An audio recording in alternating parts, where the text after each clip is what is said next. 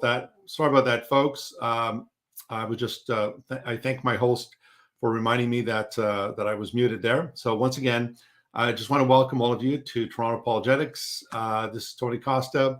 Good evening, good morning to those who are maybe on the other side of the world.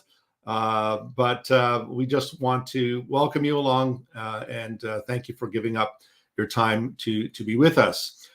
So tonight we are going to be dealing with a very important topic related to Islam.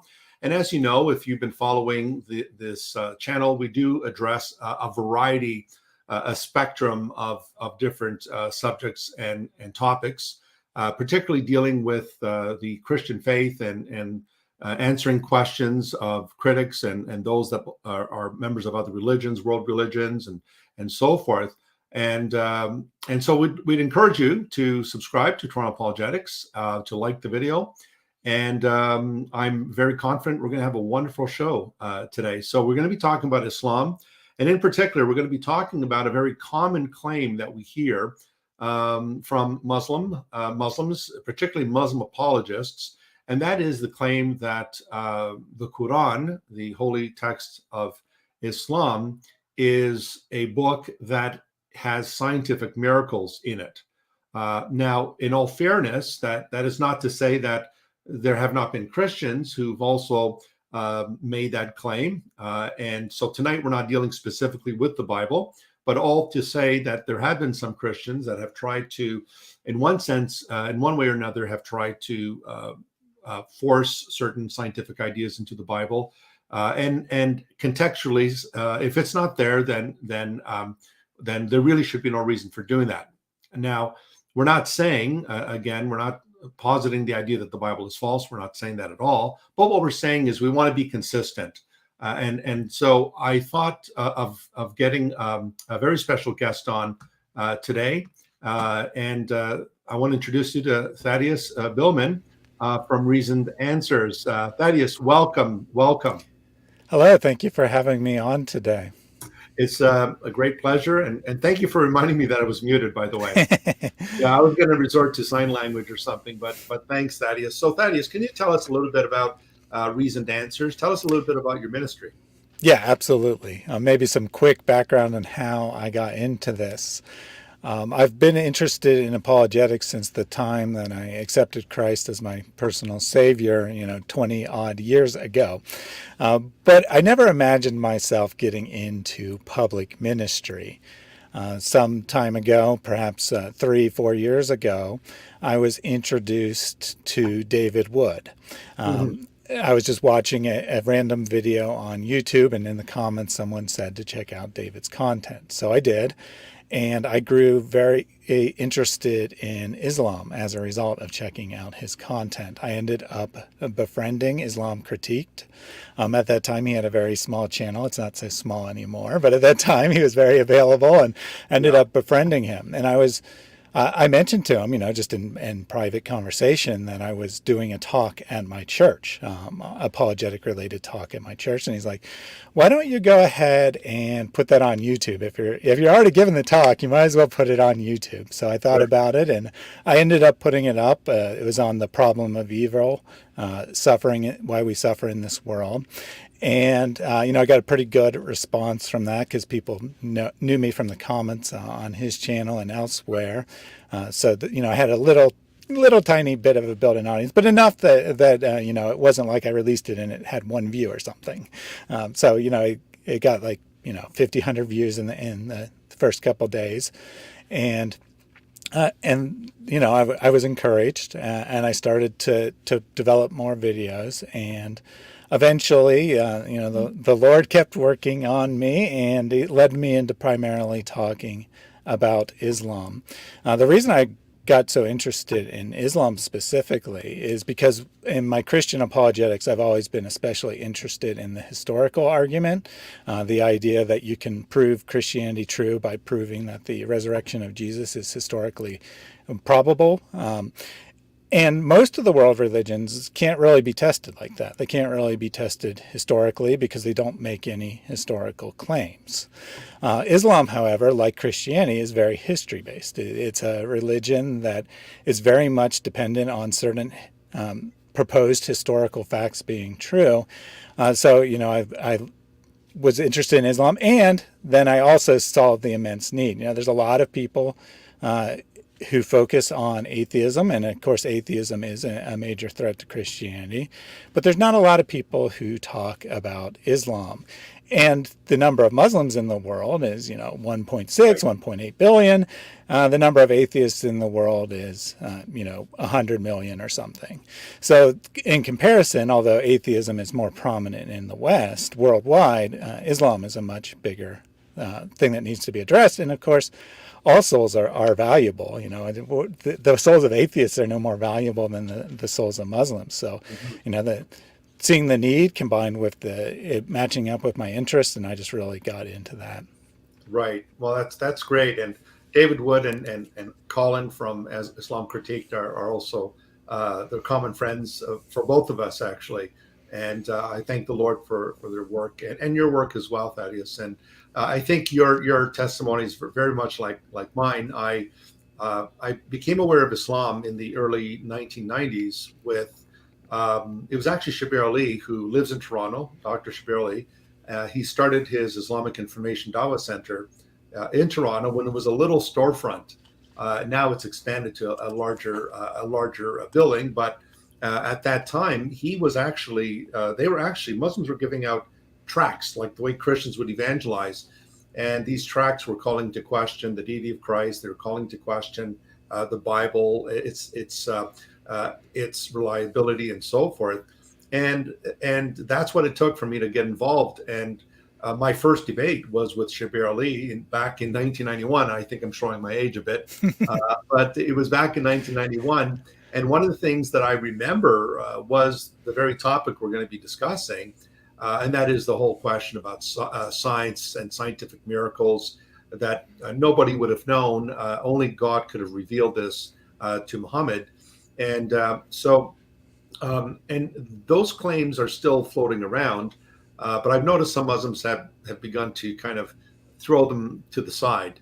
But maybe today we're going to be talking about this topic, Thaddeus, and maybe you can kind of guide us along here on some of these claims. First of all, why do Muslims make that claim that the Quran contains these scientific miracles? Yeah, well, I think that, there's a couple reasons. One is probably the unfortunate lack of positive arguments for Islam, that there's not a lot to point to, at least that a Westerner who is not a Muslim would accept. You can say that Muhammad's a great moral example, but that kind of falls flat when you actually look at who Muhammad was. And even if he was a great moral example, that's not necessarily a very strong argument for him being a prophet. That's just a argument that he was a great person. Right. Even if it was true, which it's not, but even if it was true, it's not really an argument. And then you got the Quran's own argument. Its main argument for itself is that it has this great literary beauty, and that one falls pretty flat as well. Well, one, it doesn't seem very beautiful to anyone who reads it in a language they understand anyway. It seems very repetitive and disorganized and hard to understand.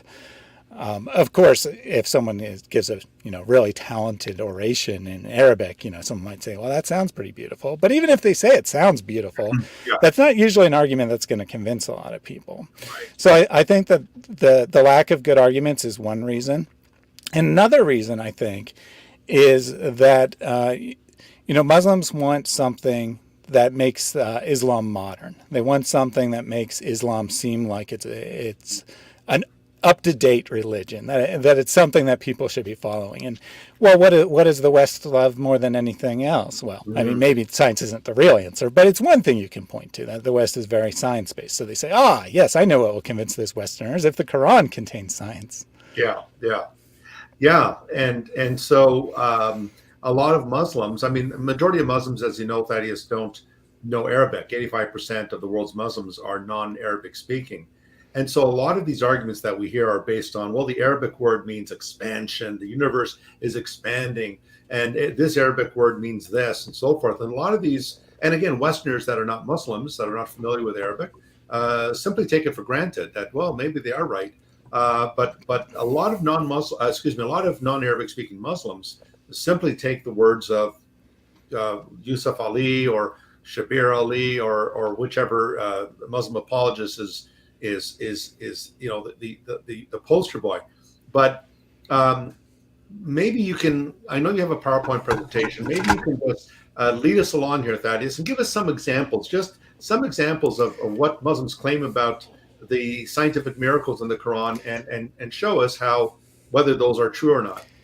Yeah, absolutely. We'll get to a couple specific examples, but just to kind of whet the appetite here. Sure. Of course, a very popular one you've already alluded to is that the idea that the Quran contains the Big Bang and that the universe is expanding. And no one knew this knowledge until the 1920s, 1930s. And Right. Isn't it amazing that, Muhammad, an illiterate desert dweller, as they always emphasize, somehow came up with these amazing facts. This proves that the Quran must have had a divine origin.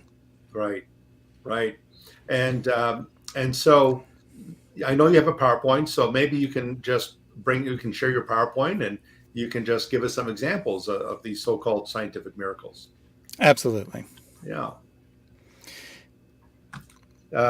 Did you want me to add it to the screen, Thaddeus? Yep, go ahead and add it. Okay, I will add that here. Okay. Now so we have here a cartoon.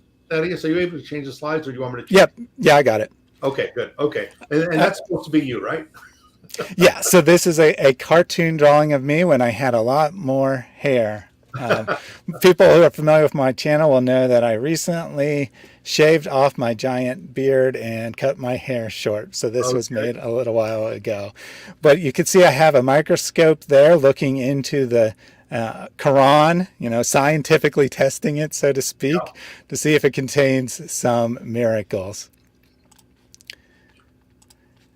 So I thought it would be profitable just to look at a Muslim claim from their own words before we dive into specific examples. So this comes from QuranForKids.com. There's no denying that science was archaic and thoroughly outdated at the time of our prophet. In comparison to the present, certainly there were none of today's technological marvels that aid science available in that era. There were no telescopes, microscopes, etc. in the 7th century. Therefore, what are the odds of an illiterate desert dweller like Muhammad producing the scientific miracles of the Quran? Verily, the only plausible answer is that he received a revelation from God. Well, we'll see how plausible the other explanations are as we move along. Now, I certainly agree that there was no telescopes or microscopes in that era, but humans still had eyes. They are still able to observe things. So we're going to have to establish some criteria whether a claim is actually valid or not. Mm. And I picked this one because, there's, of course, many websites to pick from, but I picked this one in particular because I wanted to show here that this is taught to children, that this is something that is taught from early on to boost people's confidence in Islam, show them that Islam has an intellectual basis, because there's not, like I said earlier, there's not a lot they can point to. So this is one of the things that's ingrained in many Muslim youth from an early age. And we have a second claim here, this one aimed at adults. The Quran itself demonstrates its divine origin. One of the ways it does is through a description of scientific phenomenon. God, knowing that atheist scientists in this age would lead people astray, revealed verses that detail major scientific phenomena.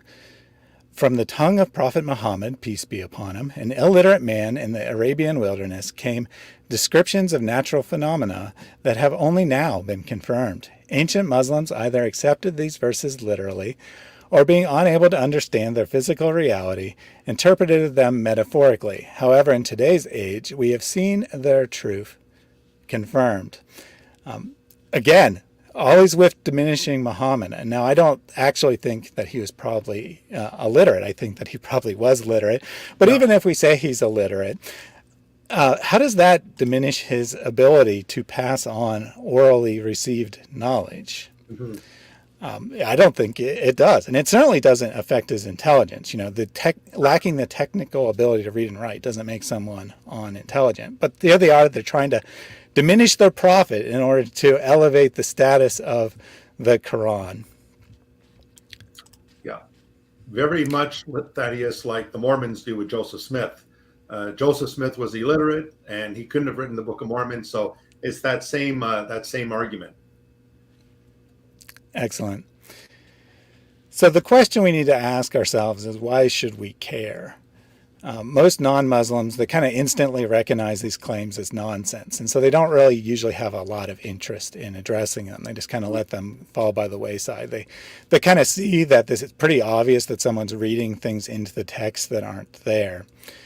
However, this is very important to Muslims. The idea that science proves the Quran is ingrained from birth, as we saw, and it's extremely important to many adult Muslims as well, because it's one of the few positive arguments they have.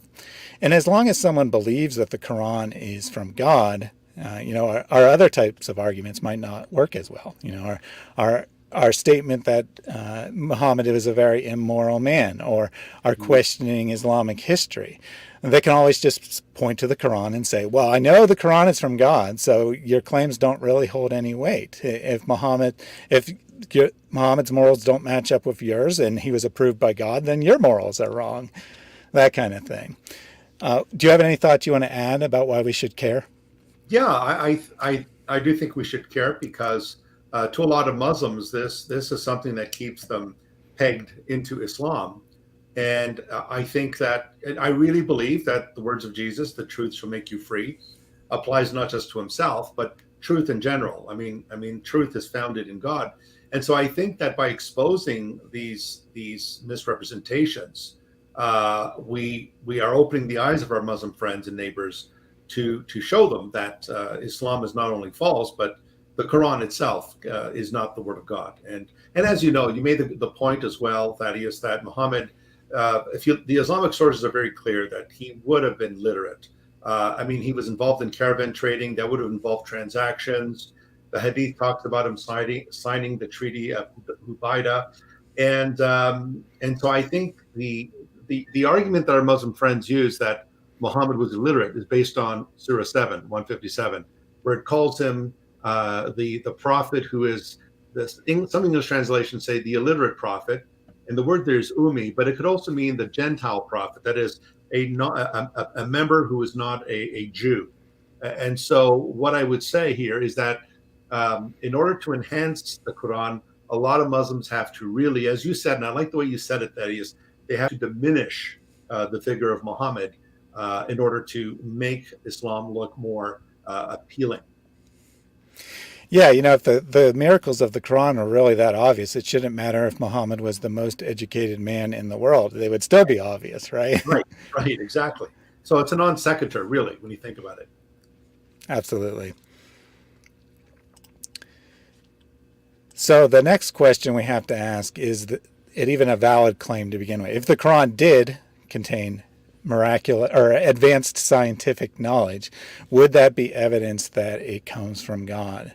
And I'm going to say that the answer is yes here, that if it really did contain things that were unknowable from that time period, then that would be evidence of its divine authorship. Kind of the same principle as prophecy. Mm-hmm. If an event is predicted to take place and it's not like something that happens 2 years from now that someone could make a reasonable guess about, that is pretty reasonable evidence that it comes from God. But on the other hand, we also need to weigh any such claims against obvious scientific errors in the Quran. Statements like stars being missiles thrown at demons. So, a human being could perhaps make some lucky guesses. So if we see that let's say 10 statements of the Quran are scientifically accurate and 20 are inaccurate, that's probably not very good evidence of divine authorship. So we have to look at both sides. And usually this is what Christians do, or other critics of Islam do, is they point out errors when someone brings up scientific miracles. Mm-hmm. And I think that that's valid. But I'm going to go ahead and look at the claims directly, because I think when we only point out errors, we're kind of losing half the battle, because we're not critiquing their argument. We're just creating a counter argument. Right, right. But if we are going to test these claims, then we're going to need some sort of objective criteria, because otherwise we can just see whatever we want to see in the text. So do you agree with what I have to say here, that it's valid in principle, but we need to be very careful about testing it? Absolutely, absolutely. I think it's straightforward and it's logical. Excellent. So just to kind of demonstrate why we need objective criteria, I have a text here that comes from an ancient creation account made long before modern science. May the water be taken away, emptied out, so that the plate of the earth may be created, may be gathered and become level. Then they called forth the mountains from the water. Straightway the great mountains came to be. And then when we go to scientific sources, we see something like this. The Earth's continental land masses were created in short, fast bursts. So how could this ancient author have made such a dramatic statement? Not only did they predict that the land emerged from the water, they also described it as happening in a very short period of time, much like these modern scientists did. Well, I mean, do you agree? Isn't this along the lines of some Muslim claims, perhaps even more clear than many of their claims? And we have a text that seems to describe the land emerging from the water, and we have scientific confirmation that that happened. So what do you think? Yeah, absolutely. I mean, I guess the adherent of that religious body would say, well, look at that. This is a revelation from God. Yeah, I think that if the Quranic claims are valid, then this claim is equally valid. But I don't think Muslims are going to want to accept this text because it actually comes from the Popol Vuh, which is the Mayan creation account. So if Muslims can agree that this isn't miraculous, then they have to agree that we need some sort of criteria to judge. Otherwise, we're just going to see whatever we want to see in a text. Right. So that it becomes ad hoc. It's just contrived right from the beginning. So what I've done is I've come up with some criteria. Now, these aren't the only possible criteria, but I think they're pretty reasonable. So the first criteria is that it must actually be true. Now, this might seem like a no-brainer, but unfortunately, I've encountered many Muslim claims of scientific miracles that don't even get the science right. Have you encountered the same? Yeah, absolutely. Absolutely. And to be clear, by true, I mean that it matches current scientific consensus. One could always argue that the science will change, but if it doesn't match current consensus, it obviously can't be used as evidence because then you're just arguing in a circle. Well, science is going to catch up to the Quran. Well, then you can't use it as evidence of the divine origins of the Quran. So the second criteria that I propose is that whatever the claimed insight is, it must be beyond what someone could observe using their eyes and other technology available in the 7th century. If an ordinary human being could determine something by careful observation, then I would say that that can't be evidence that it is special divine knowledge. So that doesn't mean it can't come from a divine being. It just means it can't be used as evidence that it must come from one. What do you think of that criteria? Yeah, I agree. Fully logical. So our third criteria here is that the claimed knowledge must be new to the Quran. Among academics, it's well known that the Quran copies and pastes, borrows from previous sources. Of course, it doesn't literally copy word for word, but it copies ideas from previous sources. But even if we put that aside and take the Muslim claims about, it coming to correct these other ideas and so on and so forth, if another text has it, then that's pretty clear evidence that human beings could come up with this on their own. We don't have to prove that Muhammad had access to this text. The mere fact that any human being anywhere proposed it suggests that human beings could make the same guess. Do you agree? Yes, absolutely. So then our fourth criteria is that the Quran must actually say what the apologist claims. So this is the trickiest one because this is where the so-called miracle usually happens. Human beings do have great creativity. They can look at a text and they can imagine that the author meant all kinds of things. And indeed, people who are not Muslims have done the same sort of thing. I've seen Christians make these Yep. sort of claims. I've seen Hindus make these sorts of claims, and as I already demonstrated, you can probably do this with just about any text at all that you can find. Just take any text from the ancient world, start with some science that you know, look really hard, and you can probably find it there. Yeah, exactly.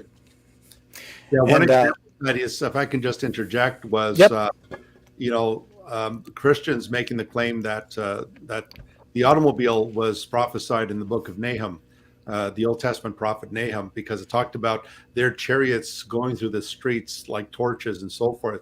And how do you get from that to this is the invention of the automobile, the car? So there are some Christians, unfortunately, who do the same type of thing when it comes to the Bible. So that's why I started off by saying that we need to be consistent here, whether we're talking about Muslims or Christians. But yeah, the point still stands. The argument still stands. yeah, and absolutely, and in fairness, not all Muslims support these kind of ideas. And if someone says that the Quran is just using metaphorical language, I'm willing to overlook a lot of the apparent scientific errors. Maybe a couple of them do seem to be actual descriptions of reality, but I actually would agree that a lot of the scientific statements of the Quran aren't really intended to be read that way, and that's how I would interpret the Bible as well. So Right. I'd come to it with the same standard. So then our final criteria here. Sorry, I forgot to explain how we decide whether that's what the text actually says. And, we can do this a couple ways. We can argue over exegesis. We can look at the context, see what the passage is actually saying. That's still somewhat subjective.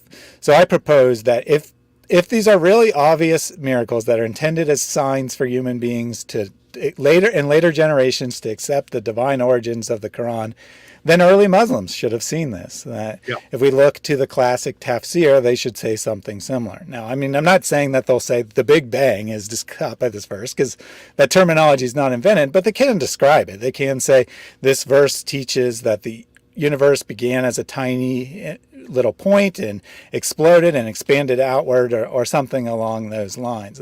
They should go to the verse and they should actually see something similar to what Muslims claim. What do you think of that criteria? Yeah, totally agree. 100%. So then the last criteria I have, and I will say this one's probably the least important here, but that the knowledge should go beyond a lucky guess. If there's only, say, two possibilities and you guess right, that's not really saying a lot.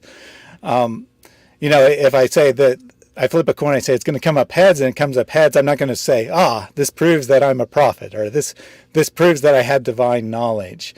But you could say, if I did that 10 times in a row, well, then maybe you have something. I correctly predict a coin flip 10 times in a row. So it doesn't invalidate any particular claim. It just says that it isn't self-sufficient, that this claim isn't by itself adequate proof. Right. So with these criteria in place, and I think that, these are pretty reasonable. I made a video proposing these criteria before I talked about any specific scientific miracle on my channel. And I've not had any Muslims or anyone else tell me that these criteria are unreasonable. Now, when it comes to a specific miracle claim, they will kind of ignore the criteria, and they'll say that, how can you claim that Muhammad copied this from author so and so? And I said, well, that's not actually what I'm saying. I'm not saying he literally copied it. I'm just saying that it was common knowledge of the time period, Sure. and that he could have come in contact with it. Sure. Or they'll say, well, what do you mean he just had 20 lucky guesses? And I'm say, well, did he really have 20 lucky guesses, or did you imagine that he had 20 lucky guesses? So I don't think that the criteria are unreasonable, and I've never had anyone dispute the criteria in and of themselves. So with that out of the way, we'll tune to some specific examples. And we'll start with this one, the miracles of the seas not mixing. And the reason I'm starting here is because I recently did a video on this specific subject. And I was actually surprised to find that although it's not one of the ones that's often talked about, it does seem to be one that Muslims care the most about. Whenever I would search for anything related to, this idea that seas don't mix, it could be something completely unrelated to the Quran. Like it could be not talking about it at all, just someone talking about the fresh water and their encounter of fresh and salt water. And then in the comments of this news article or whatever, someone's blog post, there'd be Muslim after Muslim saying, "This proves the Quran! This proves the Quran!" And the video that I directly critiqued had over 2 million views. Wow. Which is actually more than the video which I at the time thought was the most viewed of all the scientific miracle videos, which was like 9 amazing facts in the Quran, which is what I was first looking at when I started to analyze these things. And then someone in the comments of one of my videos said that they were struggling with this particular one. I don't remember the exact context of whether they were an ex-Muslim but considering to go back, or they're on a Muslim on the fence of leaving Islam, but either way they were struggling with this one because it didn't seem to be addressed. Right. So we'll go ahead and start by reading the verse from Sahih International. Not always the most accurate translation, but I usually do start with it just because it's the most popular. He released the 2 seas meeting. Between them is a barrier. Neither of them transgresses. I did skip over the brackets because those are not part of the Arabic. And as we'll see later, they inserted side by side on purpose to try to support this so-called scientific miracle. Right. And here we have a Muslim claim about it. To get the Muslim claims, I did the highly scientific practice of Googling the miracle and going and clicking on a random link and copying their claim, just to get a flavor of it. Of course, different Muslims will say slightly different things, but if you read one, you've probably basically read them all, because they all tend to say the same thing. They all tend to copy from one another. Yeah, and let me just comment, Thaddeus, just on the quotation there from Surah 55. The fact that translators insert these words in square brackets, it calls into question the whole thing about, the Quran is said to be mubin. It's clear that Allah has given us a clear text, a clear book, a clear revelation. But what you find is many English translators of the Quran, and Yusuf Ali is notorious for this, they'll insert words that are not in the original Arabic, like Yusuf Ali inserts the word Trinity in the Quran, which is not in the Arabic of the Quran. And so it just, I find it very interesting that we always hear that Jews and Christians have corrupted their scriptures by taking things out and putting things in. And yet what we find is that English translators have no problem inserting their own ideas and words in there, as if to say Allah's words are not clear enough. And so we need to help clarify it. So that's just a side note. I don't want to go off on a tangent, but that's just a side note. Well, I would actually agree with the translators. Not in this case, but very often all his words are very confusing, because he'll just use the same pronoun like 20 sentences in a row. And it's like, what is this referring to exactly? So then it actually is justified to clarify for the reader the perfectly clear Quran that's not at all clear. But then they also abuse this by putting in things that aren't in the Arabic at all to try to support either doctrine or, in this case, scientific claims, or to cover up errors in the text, one or the other. So I'll go ahead and read the Muslim claim just to get a flavor. This comes from a website called The Mohammedan Way, and their article, 2 seas meet but don't mix. They claim that these verses refer to 2 bodies of water, one salty and one sweet water, which meet but do not transgress or mix together. The 2 bodies of water have between them a barrier. A cup of salt water and a cup of sugar water will mix together when poured into a container. 2 cups of salt water will mix together very easily when combined, as they contain the same solute. Yet this verse of the Quran says the 2 bodies of salt water do not mix. the prophet is describing a barrier like the border of a country which neither body of water can encroach upon or transgress. One would expect a huge body of water like the Atlantic Ocean to overrun the smaller Mediterranean Sea, yet researchers have found that the waters do not mix. And then he goes on to make a few additional claims about supposedly fish not crossing from the Atlantic Ocean into the Mediterranean, and that if they do, they'll become ill. And then he states that there is an invisible border between the Mediterranean Sea and the Atlantic Ocean, and that when the waters from both sides will approach it, and so like a surface level current, and then the water will sink and go back where it came from in a lower deep water current. Mm-hmm.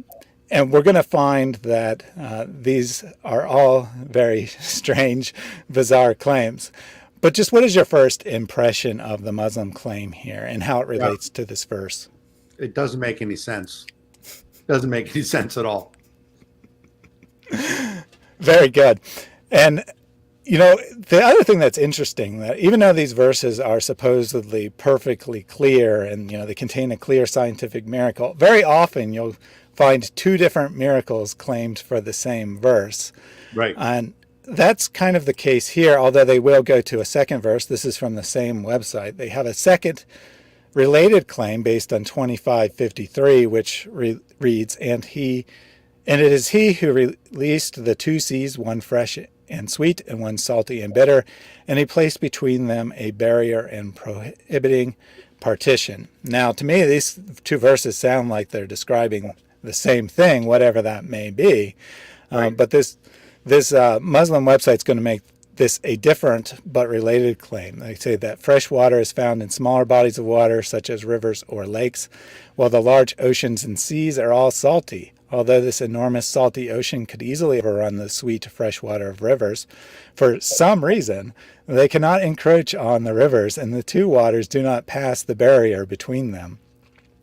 The saltwater fish do not go into the fresh water, and the same is true of the freshwater fish. Neither can survive in the environment of the other, as was mentioned also for the two bodies of salt water. The case of salmon and steelhead trout, which are conceived and born in fresh water and then spend most of their life in the oceans only to return to their place of birth to mate and die, are exceptions whose rarity and uniqueness go on to prove this rule. And I will say that this claim about fish is not something that people usually make as part of this, but this author seems to be rather obsessed with it. And I think he just contradicted himself. He says that the fish can't pass this barrier, and then he says, but there are fish that pass the barrier. Yeah. And so between these two, the rivers not mixing with the ocean and different saltwater bodies not mixing with each other, which do you think is a better explanation of the verse? Yeah, I mean, I'm still having trouble making sense of it, to be honest with you, Thaddeus. I mean, not far from here, we have a creek near our home. And every fall, every autumn, we see the salmon. They're coming back to spawn and to mate and so forth and so on. So and steelhead trout as well. So I'm just reading this, and it doesn't make any sense to me. Yeah, I think that this might be a little desperate here to claim that rivers and oceans don't mix. Which brings us to our first criteria to test it, which is it true? And the answer is no. It really isn't true to begin with, which is very problematic. But why did they signal out the Mediterranean Sea? Well, we'll see why they signaled out the Mediterranean Sea in a minute. But just on the general claim here, there aren't fixed barriers between different types of sea. What we do see that one body of water will meet another, and there'll be a specific point where you can kind of tell they meet because of the different properties of the water. Mm-hmm. But this border will change slightly from time to time. It's not a fixed border. And most importantly, the waters are mixing at that point. They're not like going and then turning around like the Muslim claimed. they're mixing, and the reason they don't, well, then you say, well, why isn't there just one level of salinity across the whole world? Well, you're talking about enormous bodies of water and a tiny mixing point. So all the physical properties of an ocean are much greater than the tiny meeting point. Right. And that picture in the last couple of slides, although often labeled by Muslims, this is the meeting point of the Atlantic and the Pacific Ocean, and they never meet, or this is the meeting point between, this sea and that sea. I found about 10 different captionings of that, none of which were accurate. What it actually is a picture of glacial runoff entering into the Gulf of Alaska.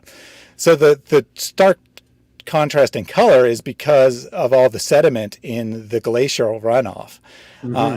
And if you look at a video as opposed to a still photo, you'll see that the border is changing as the water mixes, based on different rate of runoff over time, it moves around.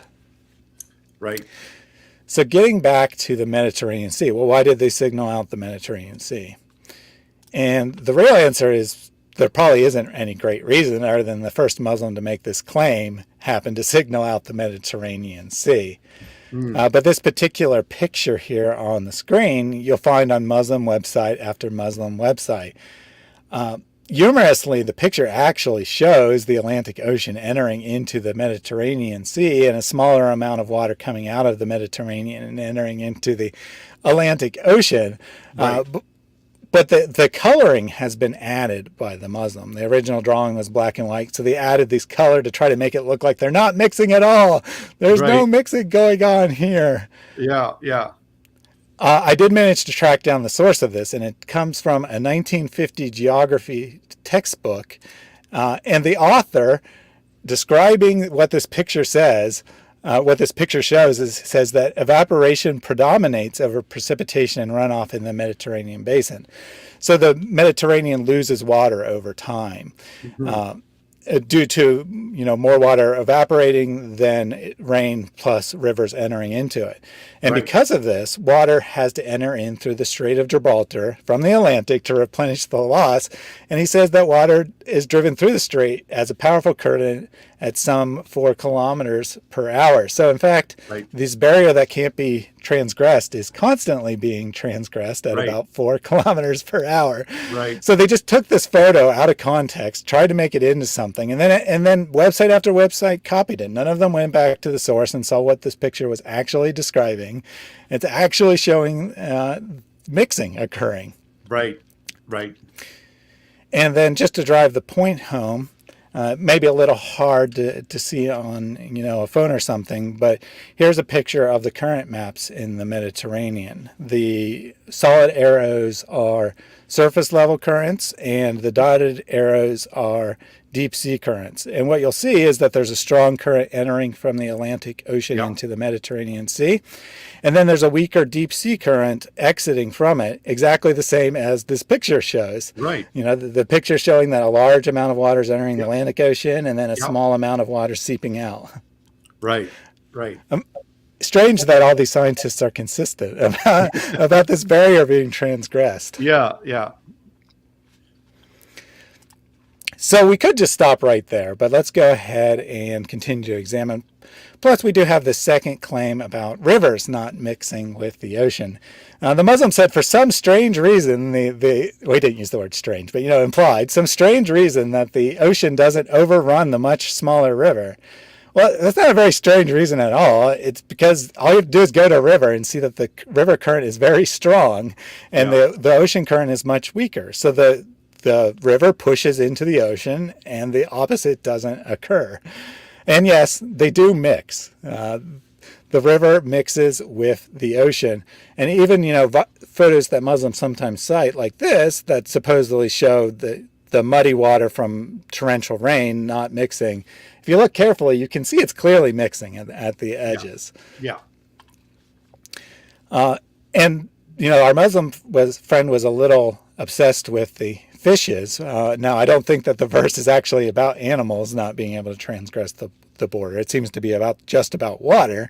But if he was correct, and it is about animals, then he contradicted himself, and it's proven wrong by the case of salmon. Right. Muslims also like to point to estuaries, supposedly as proof that the waters don't mix between a freshwater river and a salty ocean or sea. But an estuary actually shows the exact opposite. Right. So an estuary is a place where, because of the bend of the river or whatever, the current's not strong enough to push the fresh water straight out into the ocean. So instead what happens is they kind of mix, and you get brackish water, which is not as salty as seawater, but it's not as it's more salty than fresh water, i.e. that mixing has occurred. And they even in their great creativity take this photo from that same book and say, see, there's 4 different types of water. They're not mixing at all. But of course, these little arrows show you the mixing that as you go further out, there's more and more mixing occurring, and the salinity is gradually changing. Right. I mean, when you have to manipulate pictures and manipulate what the original authors of those books, textbooks, whatever they may be, that's quite telling, really, when you have to misrepresent. And that, of course, that's not a sign of honesty or truth, really. Yeah, absolutely. I mean, most of the people didn't create the lie, they just copied it. But that shows they're lazy and didn't bother to investigate whether it was true. And then, of course, someone had created this lie, and they had to know what they were doing. I mean, they didn't just randomly open a random textbook and randomly pick a picture. They no doubt went through many until they found a picture they thought they could manipulate. Right.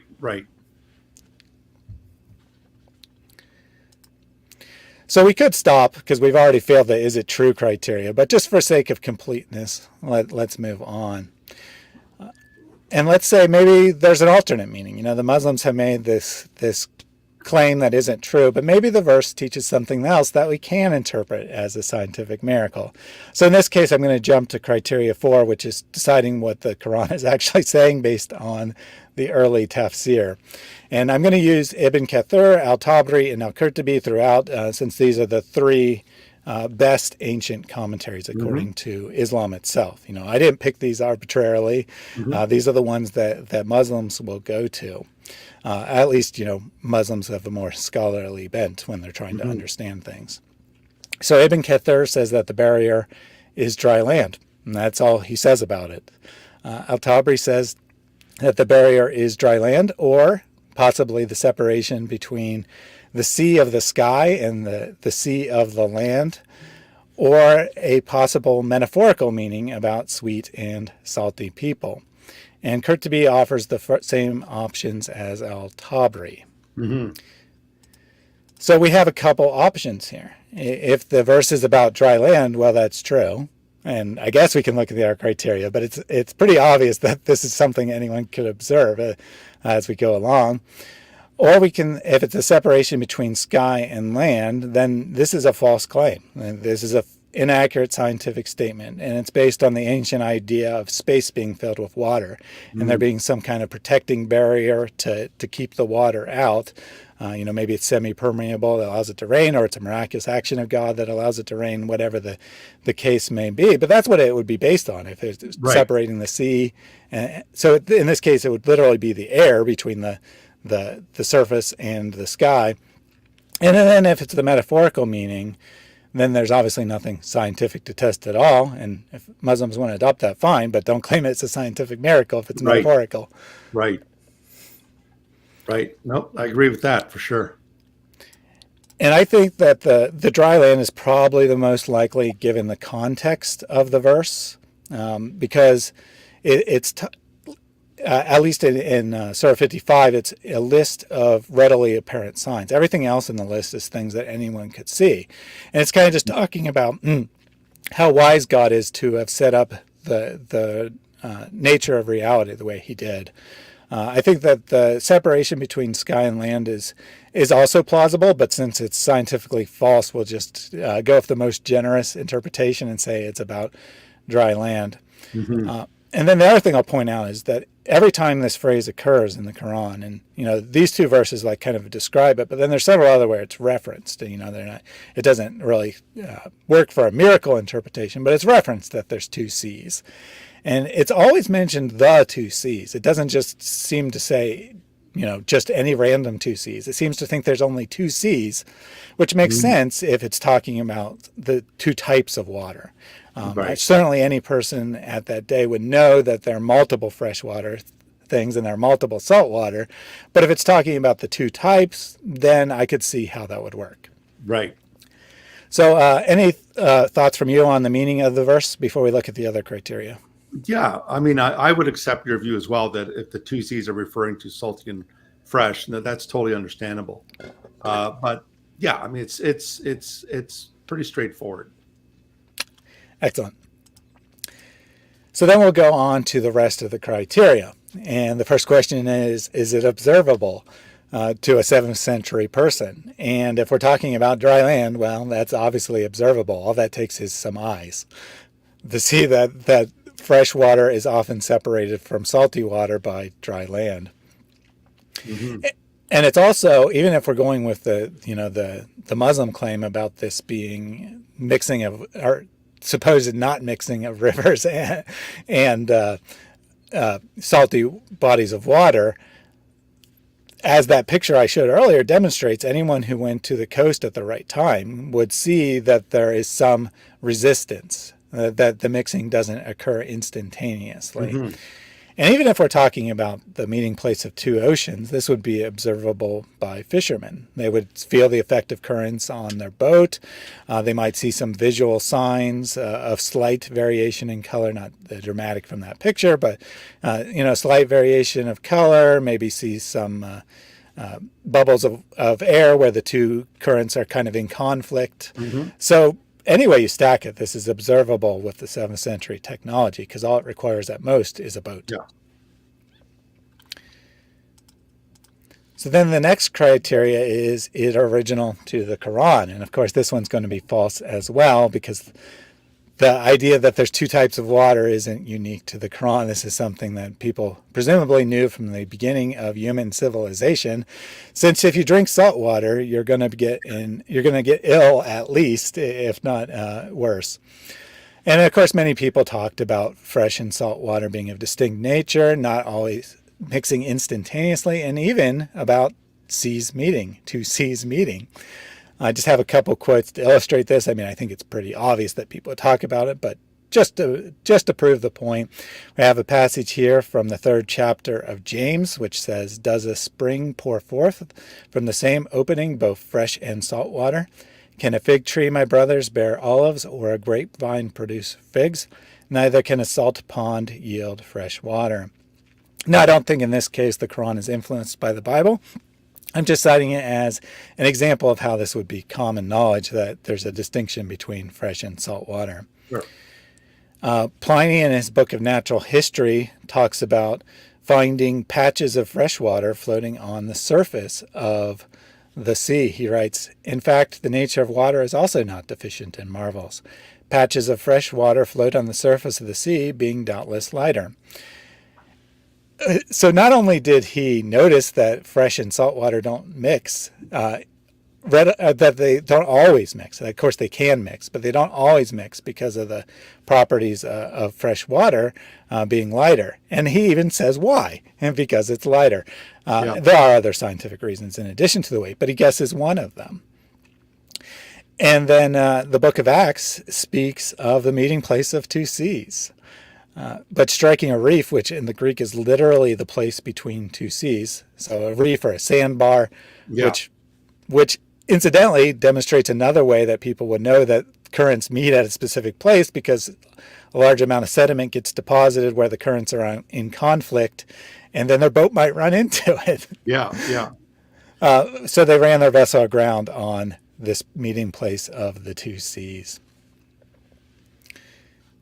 And then our final criteria is, can this go beyond a lucky guess?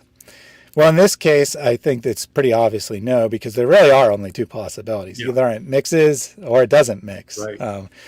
This is literally flipping a coin. Mm-hmm. And if we're talking about rivers and connected rivers, side-by-side seas, as Sahih International falsely translated it, that might be surprising thing that someone would guess.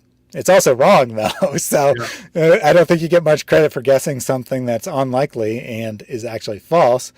And if it's types of water, then that's not very unlikely. Of course, people could throw all kinds of objects in the ocean and see that they don't mix with the water. So if they think that salt water and fresh water are completely distinct, that they're not at all alike, then it doesn't take much to guess that they wouldn't mix very well. And if it's a physical barrier like the land or the sky, then of course that's an obvious guess because you can observe it. Right. So before I reveal my conclusion about this miracle, any last thoughts from you?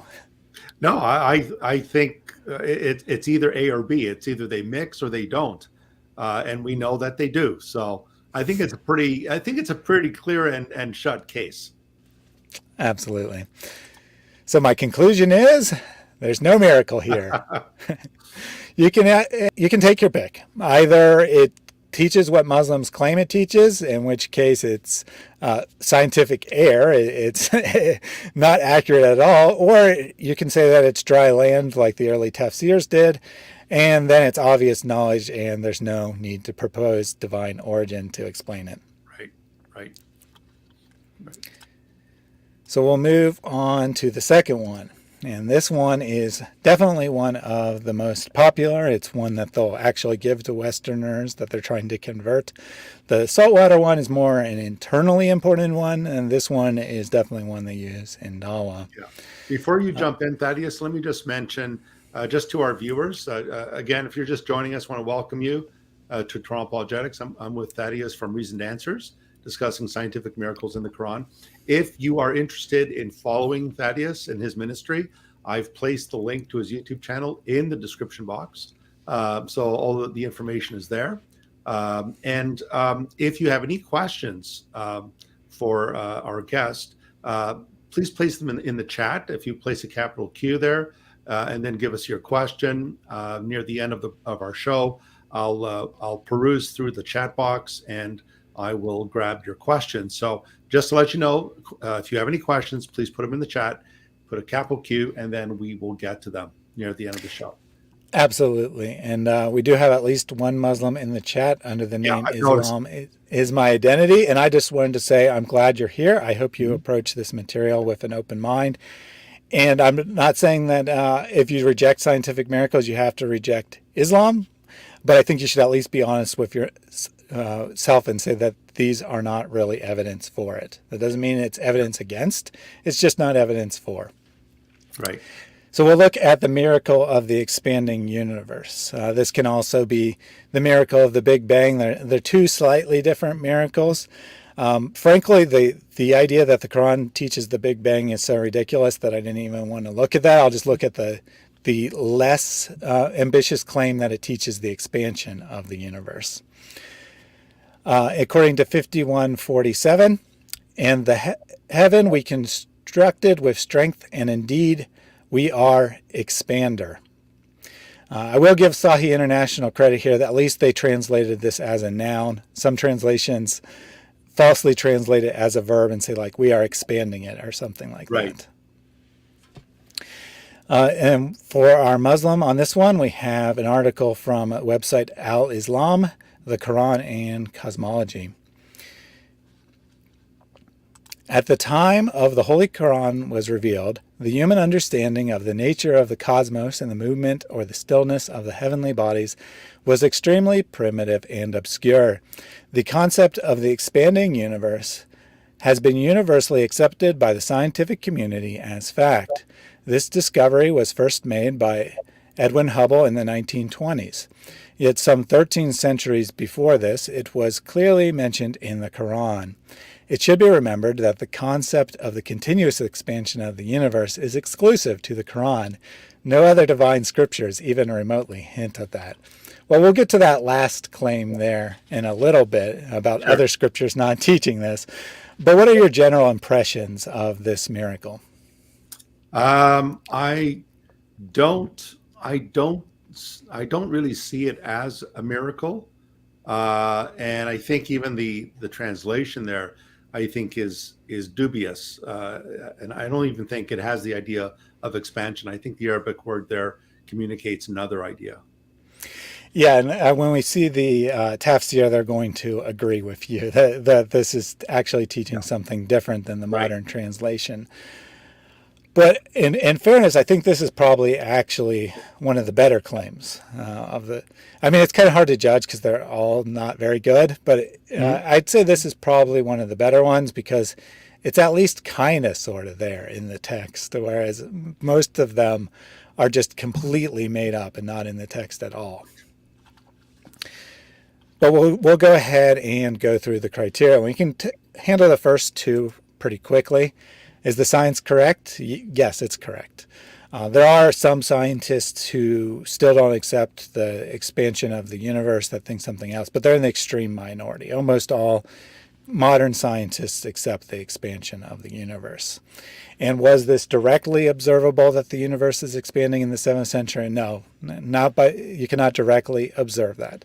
So it's off to a good start here. At least it's past the first true criteria. Right. But that's when it's going to fall apart, because the Muslims claimed that no other scripture has even remotely similar idea. And we're going to see that that's probably not true. So many ancient cultures, especially cultures that derive from Hinduism or Zoroastrianism, they have creation myths where they see the universe as being born in some sense, not necessarily like as a living creature, but emerging from what's described as an egg. This is so common in ancient mythologies that there's actually a term for it. It's called the cosmic egg or the world egg. That people doing comparative religion, looking at what these myths come from, they use this term to kind of show that they're all similar. Right. And in at least some versions of this cosmic egg story, the universe literally bursts out of the egg, spreading or even growing rapidly. Which, as just an aside here, but I think that description is actually a lot closer to what the Big Bang is. I mean, I think that if you wanted to argue that that was a description of the Big Bang, I could maybe see you get away with that. But what the Quran actually says is that the heaven and earth were joined and they were split apart, and that somehow is supposed to give us the Big Bang. I don't see that at all. Yeah. But like I said, we're just going to take the less ambitious claim and say that it's teaching the expansion of the universe. Well, as it so happens, in addition to these cosmic egg myths, we also have multiple passages, like multiple passages in the Bible that talk about God spreading out, expanding, stretching the heavens. I just pulled two examples of this. There are actually, probably as many as a dozen passages with similar language. But I picked Isaiah 40:22. It is he who sits above the circle of the earth, and its inhabitants are like grasshoppers, who stretches out the heavens like a curtain and spreads them like a tent to dwell in. So we see the stretching of the heavens, and that's pretty similar to the so-called expanding of the heavens in the Quran. And I picked this because I'm going to put my Muslim scientific miracle hat on here and be like, well, this verse teaches that the earth is spherical, and no one could have known that. And this time, well, people did know that, and the verse doesn't necessarily teach that. But Yeah. I just wanted to put my Muslim hat on for a second. Yeah. Yeah. But I think that Isaiah 42:5 here is really actually a very strong parallel to what the Quran says. And we'll see that especially when we look at the verse that follows the one that's quoted for the so-called miracle. It says, "Thus says God, the Lord, who created the heavens and stretched them out, who spread out the earth and what comes from it, who gives breath to the people in it, and the spirit to those who walk in it." And I'm not saying that this verse necessarily influenced the ideas in the Quran, but I think it's actually plausible that this could be an influence. Any thoughts from you on this point? Yeah, I think it's possible. I mean, Muhammad lived in an oral culture. There was a lot of Jews there, a lot of Christians, and of course others from other parts of the world that came through Arabia. So, I mean, I could see a Jew or a rabbi possibly discussing passages like this from Isaiah. So we don't have direct evidence that Isaiah influenced the Quran. That is, these passages. But it's probable. It's probable that Muhammad may have heard this from the Jews in Arabia. Absolutely. So now we're going to see what the Quran probably actually teaches based on the tafsir. But first I want to point out that Quranic translations into English made from before the time of Hubble saw this verse differently. Yeah. For example, Yusuf Ali says, "With power and skill we did construct the firmament, for it is we who create the vastness of space." And then continuing to verse 48, which is a direct parallel. It has kind of the same grammar, same language as verse 47. "And we have spread out the earth. How excellently do we spread out." So both verses, so the first verse talks about constructing and then marveling at God being the constructor. And then the second verse talks about spreading out the earth and marveling at God being the spreader. Well, if the earth is not currently spreading, of course, it's not currently expanding or becoming flatter or however you want to interpret that. So this Muslims will interpret as past tense. He spread out the earth and then he finished. But then they'll go to the previous verse, which is, has the same grammar, so it should have the same tense. So he expanded the universe, past tense. It was expanded and now it's done. It doesn't say anything about continually expanding, which is what the claim is. Right. And we'll see here that Ibn Kathir agrees with Yusuf Ali, that this verse is describing vast space and a roof above it. Al-Tabari likewise says that it's describing a strong roof and a wide space underneath. So the expansion was to create the space in between the solid sky and the solid earth, basically, is what these tafsir say. Qurtubi does offer a few different explanations. And he says that it speaks of the ability of God. That's his main interpretation, that it's just about God's great power. Right.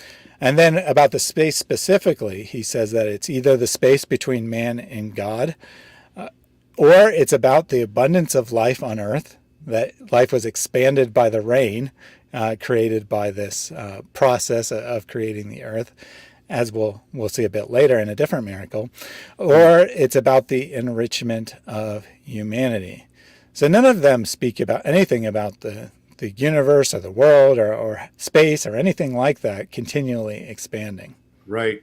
And it just seems like the Quran becomes Play-Doh. You could just adjust it to the times, adjust it to the science, and so if this is the word of Allah that was preserved in the mother of the book, the al-Kitab, then you would certainly think that the Quran would be, again, mubin, very clear. But what we find is that it just seems to be this adjustable text. You can just adjust it to meet whatever science is out there. Absolutely. You can just start with the science and twist the Quran until you find a way to put the science in it. Exactly. I did find this comment from Islam is My Identity humorous. He said, "Before science say the earth is not he says expending, but he means expanding." But he said that when I was talking about the Bible verse. It's like trying to say that they're wrong, not realizing that verse 48, right after verse 47, says that the earth is spread out, just like the Bible said the earth is spread out. So if it's continual action, the earth is still being spread out, whatever that means. Right. So then we have to ask this question of, is it a lucky guess? Well, there's three possibilities. The universe could be expanding, it could be contracting, or it could be staying the same. And while 19th century man mostly believed that the universe was in a steady state, that it was neither expanding or contracting, there's not really any particular reason to believe the ancients did the same. So this wouldn't be an unlikely guess for someone to make, especially when we look at these egg analogies and the growth of life in general. Even if you're not familiar with the universe being born of an egg, you can just look at human beings, you can look at animals, you can look at trees, you can see they all grow. So it's not really that unlikely that you would guess the universe would grow as well. So any last thoughts on this one before I reveal my, I'm sure, very shocking conclusion? Yeah, well, I would just say in this particular case of the egg, I mean, these are things that, as you rightly said, Thaddeus, they're observable. If you use the two eyes that God gave you, you notice that life seems to emerge out of seeds. It seems to emerge out of an egg, and so some of the ancients, I could see how they went from the part to the whole. You know, you get this idea of eggs producing life, and they simply applied that to a cosmic egg, and therefore it's no surprise that the Hindu and Zoroastrian creation accounts speak of it as this birthing of the universe from an egg, a cosmic egg. Absolutely. So I think you'll agree with my conclusion that there's no miracle here. The Not, science was correct. I'll give them credit for that. But there's no reason to believe that's what the text is claiming. And even if it was what the text is claiming, some very similar language and ideas are found in the Bible and other ancient texts. So this is clearly something that could be guessed at. So our next miracle here is the miracle of every living thing made from water. This one, as I said about it a couple ago, that different Muslims will make different claims. Well, this is another one where they'll go to the same verse and they'll claim it means two different, basically conflicting things. Some Muslims will say that this is supposedly somehow teaching evolution, that life evolved in the sea, and how could Muhammad know that? Well, most Muslims don't believe in evolution, so most won't go there. They'll instead go where this Muslim goes. But let me first read the verse. Have those who disbelieved not considered the heavens and the earth were a joint entity, and we separated them and made from water every living thing? Then will they not believe? And the Muslim claim from the website The Muslim Vibe in the article Miracles of the Qur'an Water. More than half your body weight is water. Animals and plants on Earth are mostly water. All life in our universe also needs water. When scientists search for life on exoplanets, they only look for planets with water. No water means no life. However, Muslims knew this 1400 years before it was discovered. In the Quran, all life on earth and in the heaven depend on water. How can an illiterate man who lived 1400 years ago have known that all life in the universe also needs water? Well, I will actually agree that Muslims probably knew this 1400 years ago, but that's going to be because everyone did. yeah. But putting that aside, what are your first thoughts on this claim? Well, I mean, the idea that the heavens and the earth that the heavens and the earth were a joint entity, and then he separated them from water. That's very questionable. I mean, scientists speak about a gaseous state, but not water. And so, the idea of water being a source of life for most organisms, I think, is very common. And I think you're going to get into this, Thaddeus, but I mean, it was even known by the pre-Socratic philosophers as well. Absolutely. So first we have to ask, is it true? And I think we can just be generous and say, yes, this is true. Mm-hmm. All living creatures, as far as we know, are composed of water. There are people who speculate that water isn't necessarily fundamental to life, that it could have evolved to use some other mechanism. But as far as we know, all life is made of water. And is this observable? Well, unfortunately, yes. This is easily observable. Yep. 7th century people were readily aware that all animals and plants would die if you didn't give them water. The amount of time they can go without water varies, but all animals and all plants eventually die without water, which means it's clearly essential for life. Likewise, water isn't really, H2O in ancient literature. It's just kind of synonymous with liquid. Mm-hmm. And it's readily apparent that animals have liquid inside them. It's readily apparent that plants have liquid inside them, and thus they have water inside them, so they're composed of water. So even if the verse is saying that animals are composed of water, which I'll agree is kind of doubtful that it's saying that, but even if it was saying that, anyone could observe that. All you have to do is cut open a couple animals and a couple plants, and you're good. Right. But Muslims will sometimes try to make this sound better than it is. But they'll say, we didn't even know that these so many organisms existed until we invented the microscope and discovered all this tiny, tiny little life forms, and they're composed of water too. So how could the Quran know that? Well, the Quran doesn't know that. It doesn't say anything about microscopic life. And it could. It could say, behold, there are animals smaller than you can observe with your eyes. Mm-hmm. It could make that claim if it wanted to, but it doesn't. So then their composition is irrelevant because the Quran shows no knowledge that they exist. Right. Right. Totally agree. So then we get this question of whether it's original to the Quran. Is the Quran the first text to ever assert that all animals come from water, all living things come from water? And the answer is no, definitely not. No. So Greek philosophy had decided that everything, literally every object on the planet was composed of some combination of just 4 elements: earth, air, fire, and water. Mm-hmm. And they did this in the first millennia BC, long before the time of Muhammad.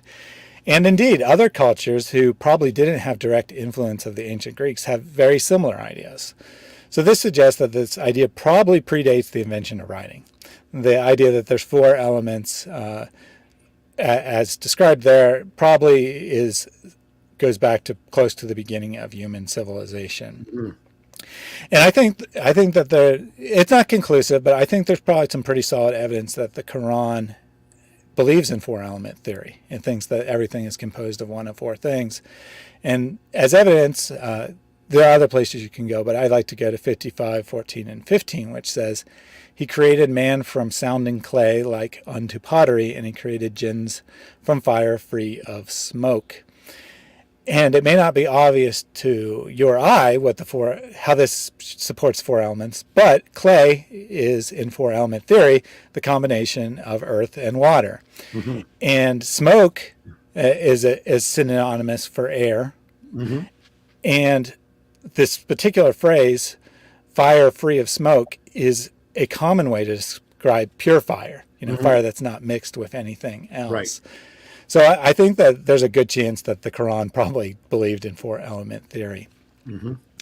But even putting that aside, Thales of Miletus suggested that water is the fundamental element, which means that all the other elements are derived from water, so that everything contains at least some water. Right. And he did that around the year 600 BC. Yeah, not 600 AD. He should be a prophet in the Quran. He should be one of the prophets. So, Prophet Thales, peace be upon him. I guess so. And Anaximander actually provides some direct parallels to the ideas of the Quran. Not direct language, but direct parallels of the ideas. He writes in one place that living creatures arose from the moist element, meaning water, as it was evaporated from the sun. So he had this idea that there was a body of water, and then somehow the sun acting on it caused animals to come out of it.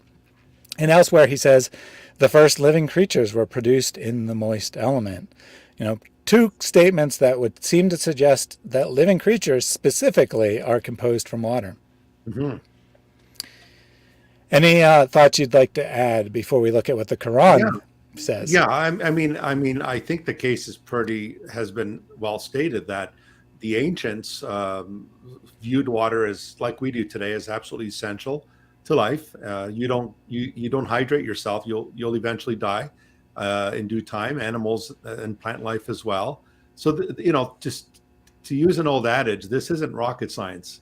I think it's pretty obvious that Thales.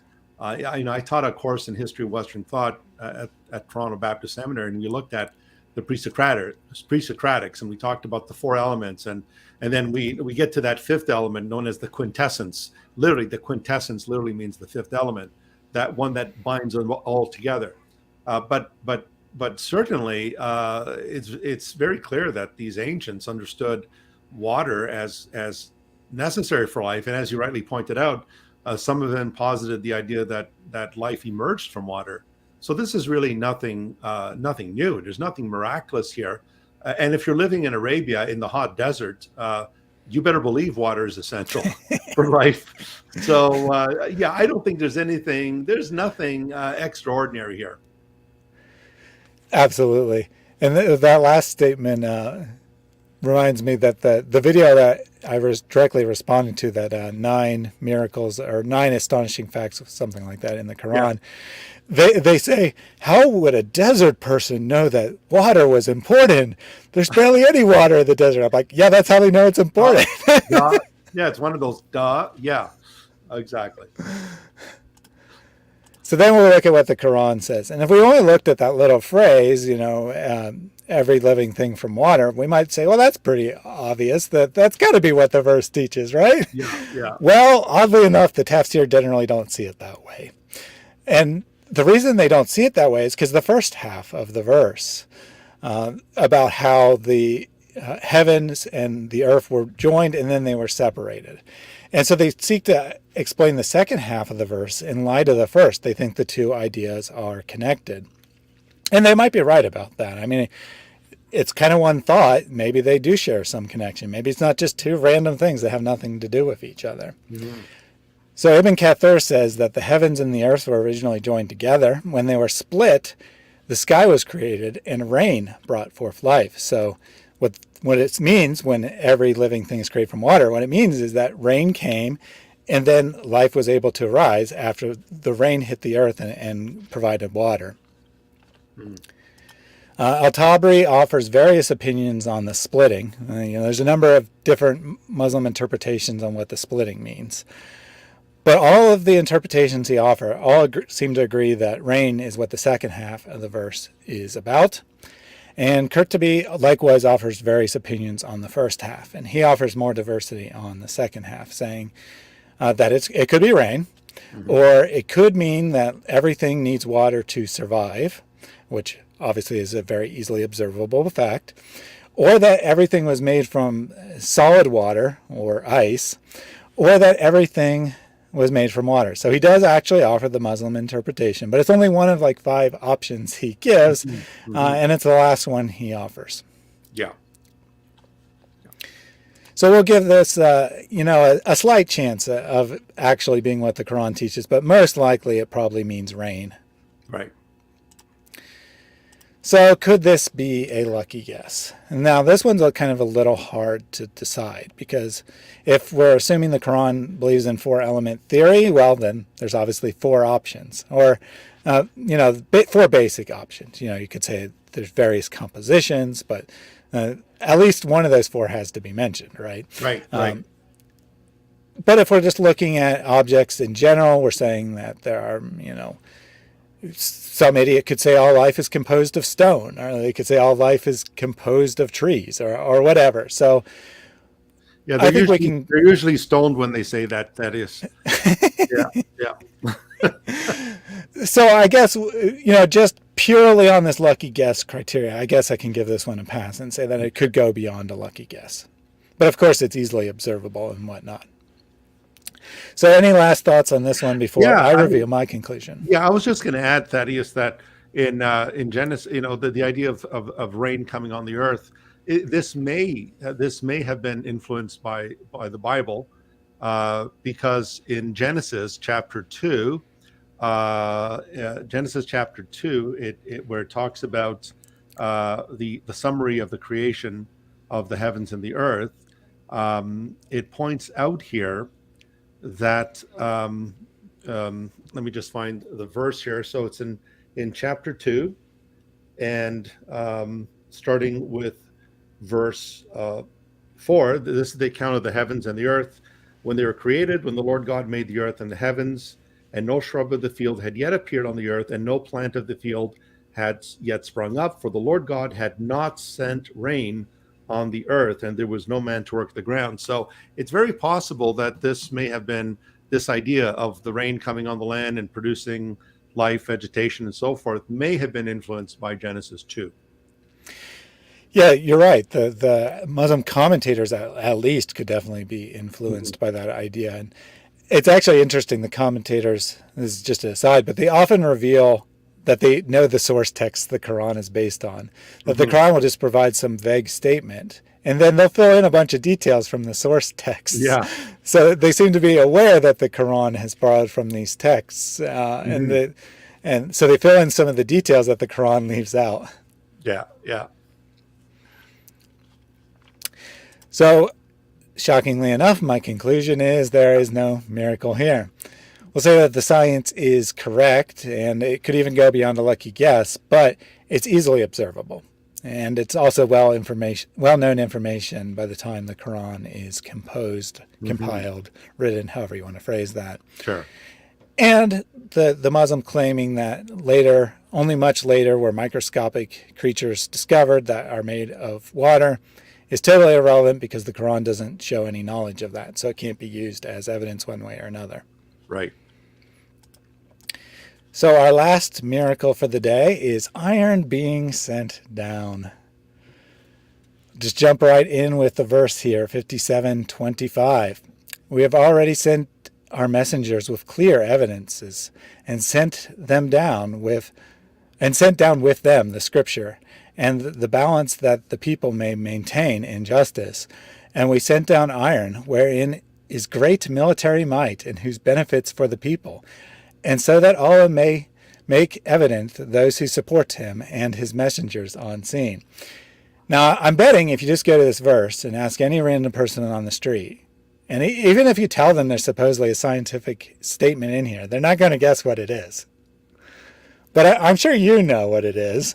And we'll have the religion of Islam in their article, The Miracle of Iron, fill us in. So they state that the word Anzalna, translated as sent down and used for iron in the verse, could be thought of having a metaphorical meaning to explain that iron has been given to benefit people. But when we take into consideration the literal meaning of the word, which is being physically sent down from the sky, as this word usage had not been employed in the Quran except literally, like the descending of rain or revelation, we realize that this verse implies a very significant scientific miracle, because modern astronomical findings have disclosed that iron found in our world has come from giant stars in outer space. Yeah. So I this one in particular I find hard not to laugh at as I'm reading it. Yeah. But before we look at why, what are your first thoughts on this one? Yeah. I mean, I think iron is found. It's found in the earth. I don't think it's something that plopped out of the sky. I mean, I can see meteorites. Obviously, meteorites have struck the earth, but iron, I think, is something that we find in the crust of the earth. Yeah, which is, this Muslim didn't state it, but we'll see.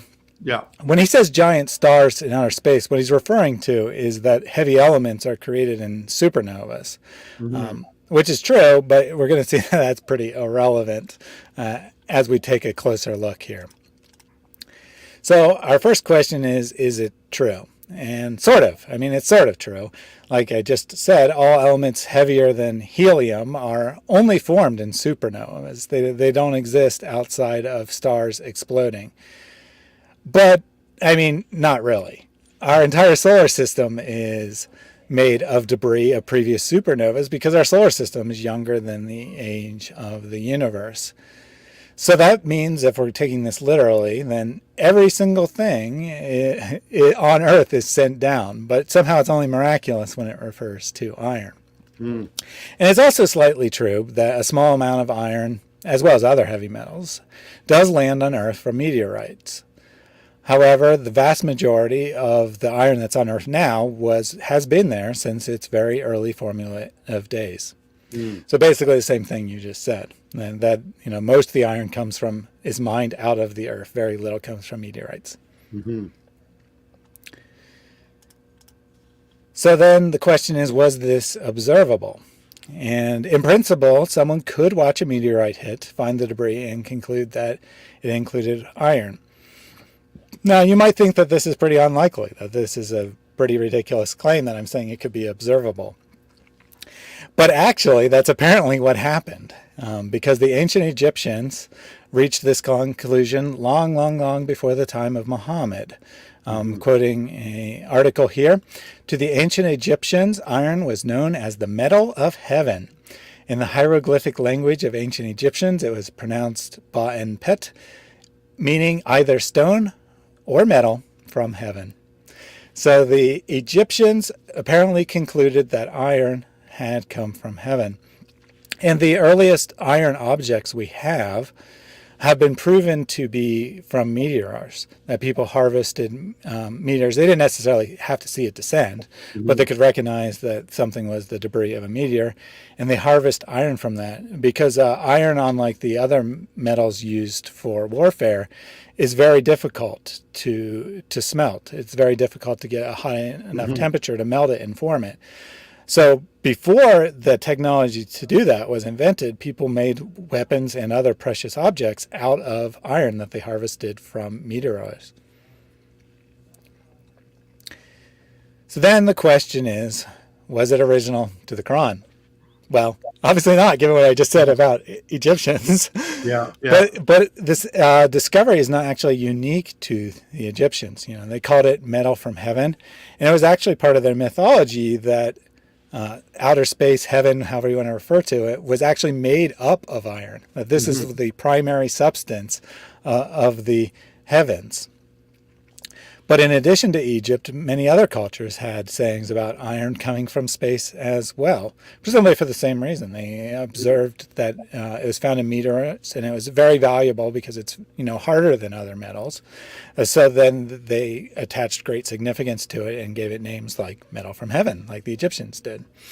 In the Tibetan language, there's a word togcha, which means sky iron. Iron from meteorites was highly prized throughout the region. It was seen as a very valuable form of currency and used by rich people to make jewelry and such. Plutarch calls iron, along with lodestone, the bone of the gods. So the gods' core is iron, which clearly indicates that it comes from the realm of the gods, from heaven. Right. There's a Hittite text, or multiple Hittite texts actually, that speak of iron from heaven, or iron of heaven, and at least one Sumerian text describes iron coming from heaven as well. And all of these texts are in the BC era, with the exception of Plutarch. Now, Thaddeus, does Iron Man fit into any of this at all? No, I don't think so. I'm pretty sure that's a modern invention, sadly. Okay. But we do see that many cultures recognize that iron comes from heaven. Sure. And that's probably where the Quran gets the phrase from, these ideas. But then we have to look at whether the Quran actually teaches it. So the claim of the Muslim in our first comment is absurd, first of all. The term and Zalna is used many, many times, and close to 100 times, I believe, in the Quran, including in this very verse, for things that are not literally coming from heaven, unless he wants to say that the messengers of God literally descended from heaven in a spaceship or something. It isn't always describing literal descent, because it says the messengers were sent down with the book. You could argue that the book descended from heaven literally, that Gabriel carried it or whatever, but you can't argue the messenger literally descended from heaven. Right. And in addition to that, messengers, the same word is used to describe clothing being sent down from heaven, food being sent down, people of the book being sent down, and cattle being sent down. So unless our Muslim friend wants to claim that all these things are also coming from meteors, and that this was also advanced knowledge, I guess that science hasn't discovered yet, that the cow actually landed on Earth when it came from a meteor or something, then they need to abandon this claim that there's something special here. Right. And then we look at the tafsir, and what they actually say is pretty interesting. So Ibn Kathir, he actually says that this verse refers specifically to Muhammad raising armies after the people of Mecca didn't listen to him, i.e. that Muhammad was ordered to take up iron weapons and kill the disbelievers. That's what Ibn Kathir says this verse means. So the messenger sent down, and then it refers to iron because that's when Muhammad picked up weapons and started attacking the people who wouldn't believe him. So Al-Tabari is less explicit. He doesn't say it's explicitly about Muhammad, but he does agree that the verse is about prophets physically fighting with unbelievers. And that's why it mentions iron being useful for weapons. Qurtubi offers a number of different explanations. He says that it could mean that iron is one of the 4 blessings from God, the others being fire, water, and salt. He says it could mean that iron that Adam physically carried iron tools with him when he came from paradise as the first human being who was, of course, physically in paradise and came down. So Adam physically came down from paradise and carried with him iron tools, which, of course, is utter nonsense. Iron tools didn't exist in those eras. Or he says that it could just mean that God created iron. Well, fine. If he wants to say that God created iron, well, great. I mean, God created everything, so that's not much of a claim. Right. Any thoughts from you on what the verse I was just going to says? say. I was just going to say that I can see Ibn Kathir's argument there because, 1 Corinthians 10 talks about the Israelites ate. They drank from the same spiritual drink, and the rock that followed them, that spiritual rock that gave them water. I think that the reference to iron being sent down from heaven could simply mean that this was iron that was used for divine purposes. It had a spiritual reference in the case of Muhammad taking up iron weapons against his enemies, just in the same way that the Israelites are said to have drank from the same spiritual drink, which it's clearly physical water that they were thirsting for, but the source of that water was God. It was spiritual. And so I think Ibn Kathir is a better exegete here than our modern Muslim exegetes. And no wonder. Yeah, I mean, we're always told, when we point out an error or a difficult moral teaching of the Quran, well, you got to read the context. You got to read the context. Yeah. It's funny, the scientific miracles never read the context. They always just take a few words from the middle of a sentence and say, this is the scientific miracle. Don't look at anything around it to understand what it means. Right. And if it's not that, if it's not the context is you don't know Arabic, you have to know Arabic. Yeah. Absolutely. To ask my Muslim friends, I asked them, do you know Hebrew, Aramaic, and Greek? Well, no. Well, then you can't comment on the Bible. So end of discussion. Yeah, they don't seem to agree when you're talking about the Bible. Yeah. They think that they can just read the King James Bible and they're good. Yep, that's right. So finally, we have to evaluate whether this is a lucky guess. And this one, again, is a little hard to evaluate because it's not clear what the possibilities are. Are we talking about where it comes from, like the Muslim wants to claim? Well, then I guess the possibilities are earth or space, or maybe directly from paradise, spiritual realm, that kind of thing. Or is it saying that it was created by Allah, given as a special gift from Allah to men, rather than men creating it themselves? But in either case, it doesn't seem like it'd be a very hard guess to make, whether we're talking about its physical location or whether we're talking about Allah being responsible for it.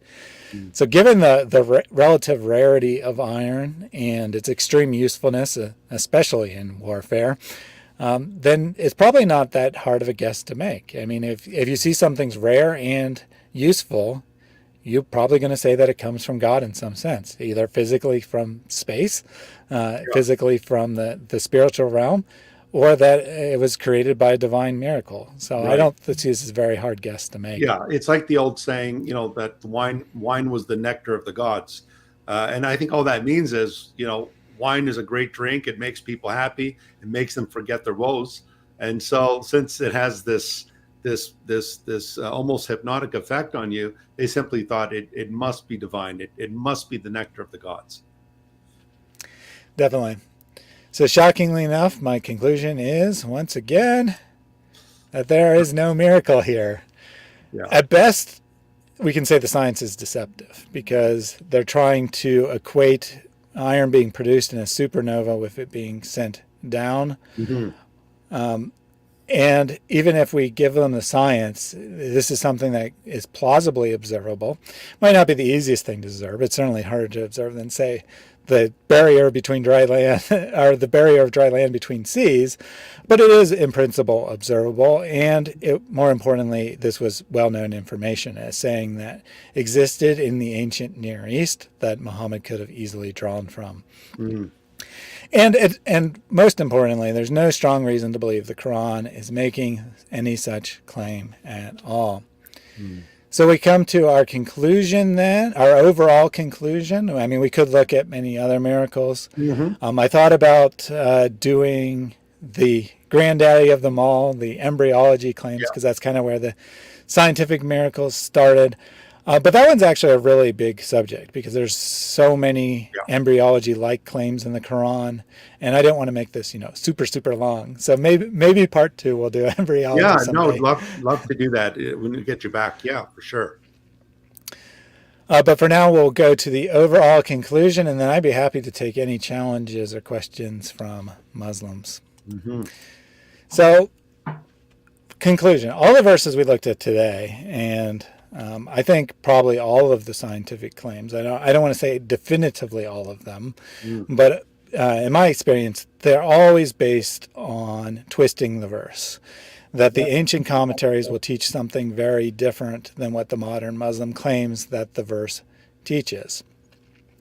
Likewise, all the statements of the Quran that we looked at today are similar to statements that predate it. This doesn't, generally speaking, prove the Quran directly copied these ideas, but what it does prove is that human ingenuity could come up with these ideas, that a human being could look at the natural world and make guesses about it that happen to correspond to things that have since been demonstrated scientifically. Hmm.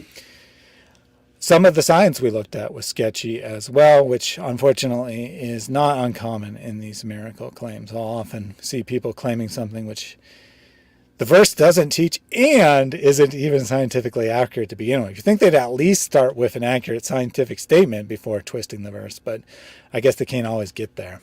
Yeah. So my conclusion, there's no objective reason to believe any of these statements in the Quran are miraculous.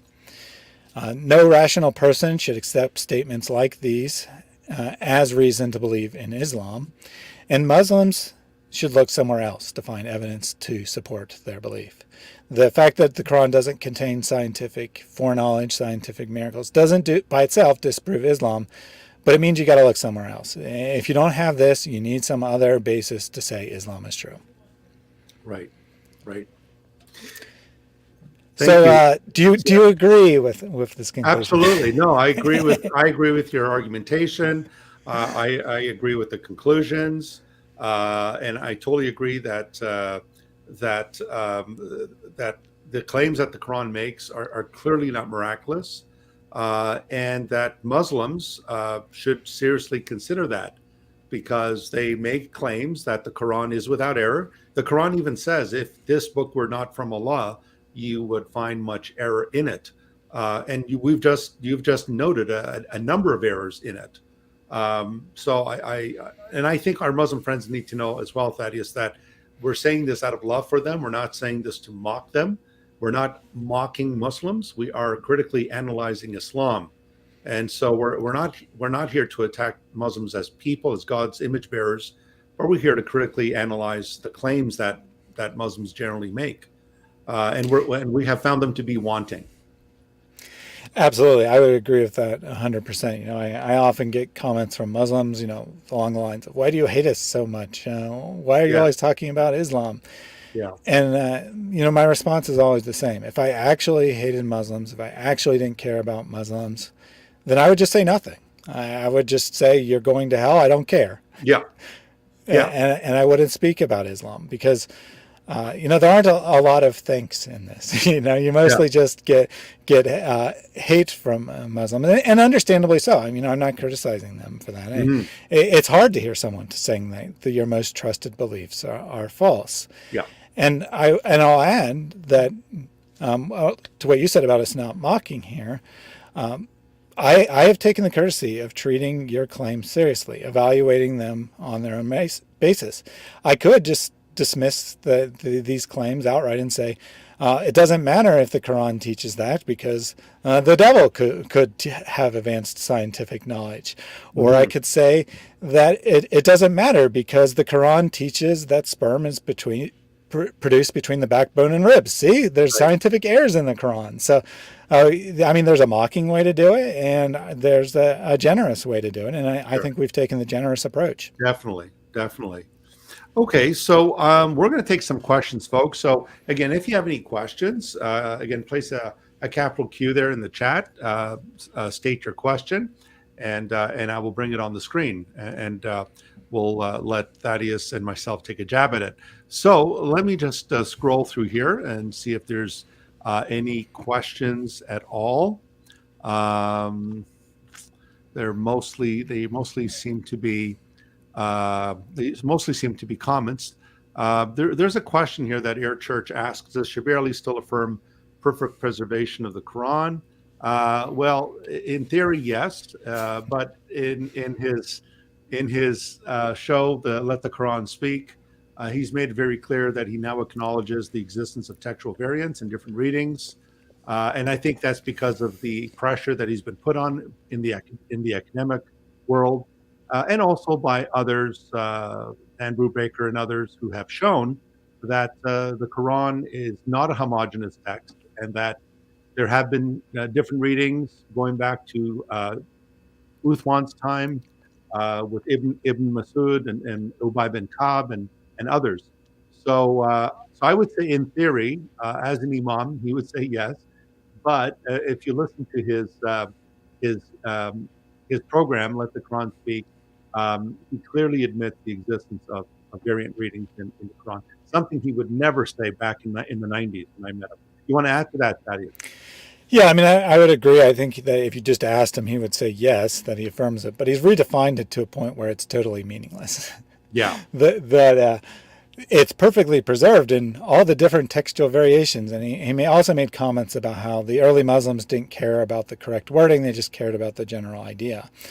And if you want to say that, well, I mean, I would grant that. I mean, on the one hand, it's somewhat difficult because the issue hasn't really been studied. We don't really know how much the textual variants of the Quran affect meaning, because of this strong apologetic claim being more important than the words of the Quran. Muslims have shied away from textual criticism. Mm-hmm. So on the one hand, we don't really know, but on the other hand, it's not a ridiculous claim to say that the basic ideas were preserved, and that's what Christians would claim about the Bible. So if you want to say that the basic ideas being preserved means it's perfectly preserved, well, then congratulations, the Bible's perfectly preserved. Mm-hmm. Mm-hmm. Okay, another question from Air Church. Many Marys. Okay, does bad grammar of the Quran here on earth reflect bad grammar of the eternal Quran in heaven?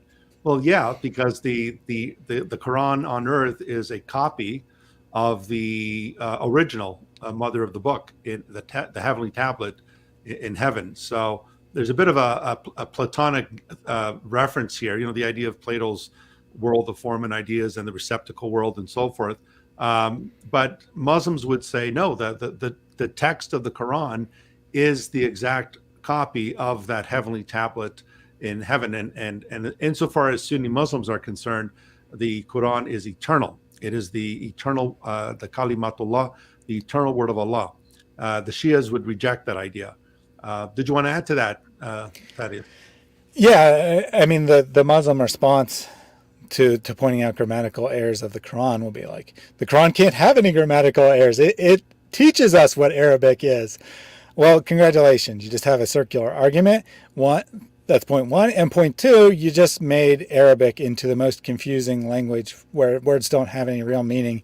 You can use a plural pronoun to mean singular, vice versa. Verb tenses don't have to agree.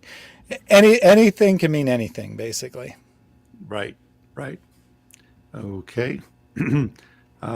Just looking along here. Okay. Do you have any? Let me just throw this at you, Thaddeus. Do you have any resources for maybe some of our viewers that they want to look further into this topic? Do you have any resources? So I have done a few videos on this subject. Like I kind of alluded to at the beginning, it's a little bit difficult to justify doing this sometimes because they tend to be videos that aren't that watched by critics of Islam because they don't think that these things are very important. But on the other hand, I do want to reach Muslims. So it's kind of a balancing act, right? Because these are important to Muslims and they're not so important to other people. In addition to that, I would just say if you're curious about a specific miracle, it never hurts to Google whatever the miracle name is, debunked. And you'll find people debunking it, no problem. Right. Okay. All right. Let me see here. Just scrolling right along here. Let's see what we have. Yeah, we have a lot of comments in our chat here. I just want to make sure we're catching some of the questions. Let me see here. Okay, we have a question from Bible Care and Share Fellowship. So this is Michael. Good to see you there, Michael. How could a Samaritan tell Aaron? Now, this is not exactly related to our question, but how could a Samaritan tell Aaron to make the golden calf around 1500 BC when the Samaritans did not exist until around about 700 BC?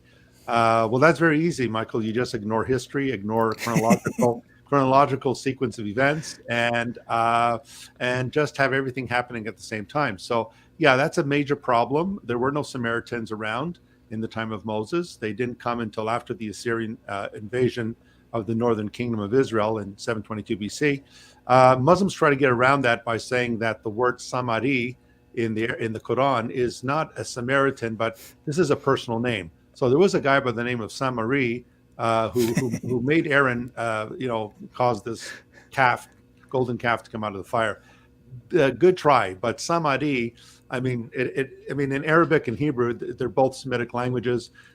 When you have that ending, that I ending, it's known as the gentilic suffix, and what it means is you belong to a certain ethnic group. So an Israeli would be a person who belongs to Israel. A Samari would be someone who belongs to the Samaritans.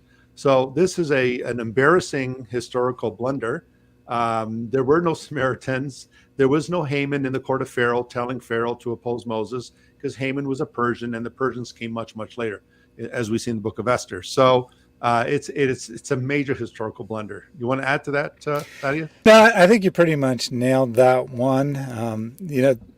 Less frequently than the scientific miracles, but it will come up from time to time how the Quran supposedly has more accurate history than the Bible. And they really can only point to like two things, which are very questionable claims to begin with. And then they ignore all the historical errors of the Quran. And this isn't the only example. Yeah, the other one is Mary being the sister of Aaron and being the mother of Jesus at the same time. Okay. And of course, there's Alexander the Great, but that's a topic for another day. Azul Karnain.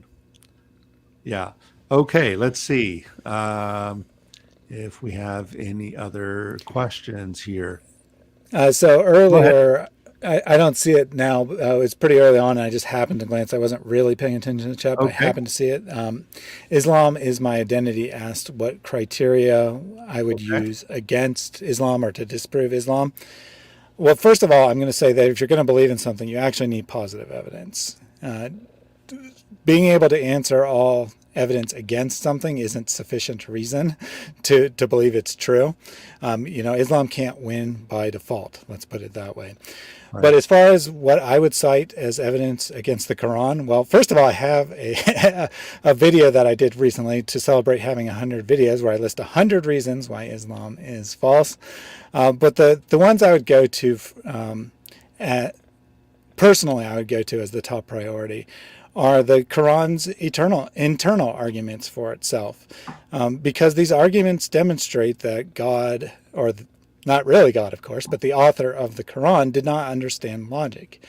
He claims that the Quran, that the supposed elegant speech of the Quran proves that it's from God. Well, that doesn't follow. I mean, just because it's inimitable or it's very beautiful or whatever, that it's from God, that doesn't follow at all. I mean, you could look at the most beautiful music and you won't claim that's from God. No. And Muslims kind of acknowledge this argument sucks because they usually don't go to it, even though it's the argument the Quran itself makes. Right. And then the only other claim the Quran seems to make of itself is that if it was not from God, that it would contain contradiction. And unfortunately, this one is a blatant logic error because the author reversed it. It should have been, if it has contradiction, it's not from God. But put the way it's phrased means that everything that doesn't have contradiction is from God, which is clearly false. Right. So the author of the Quran didn't understand basic logic, and there's really no way to get around that. Yeah, I would agree. And also the challenge is to replicate a surah like unto this, or replicate an ayah, a verse like unto this. But then the Quran says, but you can't do it. So what's the point of posing the challenge when it tells you, well, you can't do it? So if you can't do it, then why pose the challenge? Yeah, I agree that the logic of Muhammad or whoever wrote the Quran is certainly lacking. Islam is my identity did post this as if to say that the Bible contains this error here. This is from Revelation 7, verse 1. And Islam is my identity. I don't know your name, but God knows your name. The book Revelation is apocalyptic literature. An apocalyptic genre is filled with symbols and metaphors. That's why you got beasts coming out of the sea, with seven-headed beasts and so forth. And so it's obvious the four corners of the earth here is referring to the cardinal points: the north, the south, the west, the east. And this is a judgment scene about the winds. The winds usually represent judgment coming from God. If this was something that Jesus said in the Gospels, speaking literally in a very literal context, you would maybe have a case, but the book Revelation is apocalyptic. And so, in other words, things are not really supposed to be taken literally in apocalyptic literature. Did you want to add anything to that? Well, I just you don't have to go any further than the verse itself to prove that this isn't literally, because you can't literally hold four winds. Yeah. If you have to, interpret half the verse as literal and half as metaphorical to make it an error, then, or alternatively to make a scientific miracle, which Muslims also do, then that's probably not a good indication that you're interpreting the verse correctly. I think the same sentence should probably always, both halves of it should be interpreted the same way. Agree. Truth defenders, I think you've already answered that, Thaddeus, about the challenge in Surah 482. So I think you've already answered that. I can meet that challenge by showing that the challenge itself is invalid. I could also meet it by pointing out contradictions in the Quran, which is what people usually do. But I prefer just to show that the challenge is invalid, which means the challenge is an error, which means there's errors in the Quran. Right. Well, here's another question from Islam is My Identity. Tony, my question to you, was Jesus a Christian? Well, no, because Jesus was not a follower of himself. A Christian is someone who follows Christ. And the Bible tells us that they were first called Christians in Antioch, which is in modern-day Syria. The book of Acts, chapter 11, verse 25 says they were first called Christians, meaning followers of the Christ, the Messiah, in Antioch. So no, Jesus wasn't a Christian because, again, he didn't follow himself. Christians are those who follow Jesus Christ. So did you want to add to that? Yeah, I would just add that, Christianity is a legitimate continuation of Judaism. In some respects, we could say that we are the completion of Judaism, whereas Islam kind of is discontinuous. At least it wants to claim that. And, the Quran may not really agree, but Muslims certainly want to claim that it's discontinuous, that the scriptures had become corrupted and God had to re-reveal the message. So Christianity, all early Christians considered themselves Jews. It was only, it was early, but it wasn't the earliest that Gentiles were brought into the church. Yeah. And then they needed a term that was more encompassing than Judaism, and that's where Christianity arose. The term, I mean. Yeah. So they would be today we have Messianic Jews, so they would be Messianics. They followed Yeshua, the Messiah, Yeshua HaMashiach, Jesus, the Messiah, the Christ. And the word Christian does appear in 1 Peter, that it's called an honorable name. If you suffer for the sake of that name, then it is an honorable name. And even when Paul was under trial and he was asked by, I think it was Felix or Festus, he was asked, do you compel me to become a Christian? Paul says, I wish you would be like I am, except with the chains, with these chains. So it is a name. It is a term that is found in the New Testament. So we have, sorry, I got the wrong one here. Useless eater. I missed my Fajr prayer and I caught Satan peeing in my ear. Okay, this is a reference to the Hadith, which says that that if you miss the prayer or if you fall asleep, apparently during the prayers, Satan is urinating in your ear. Or if you're yawning, yawning is from hell.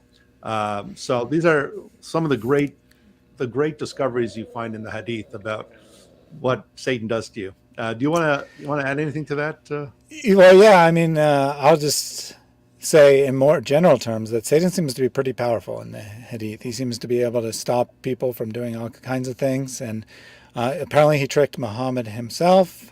So he seems to be a pretty powerful being in Islam. Definitely not a religion where God is completely in control.